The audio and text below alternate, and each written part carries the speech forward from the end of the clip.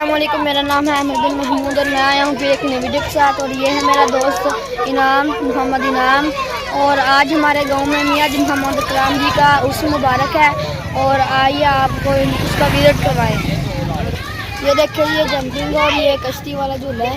और आइए आगे चलते हैं, आइए आगे चलते हैं। ये भी जंपिंग है, ये यहाँ पर खिलौने और चीज़ें लगी हैं। ये देखें, ये कॉर्नवॉल है।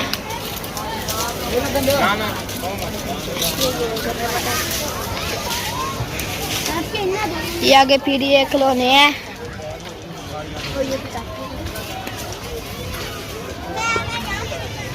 ये मनियारी लगी है यहाँ पर खिलौनों की। ये भी मनियारी की चीजें लगी हैं।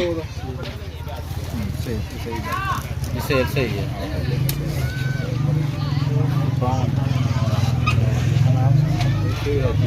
वो खा लिया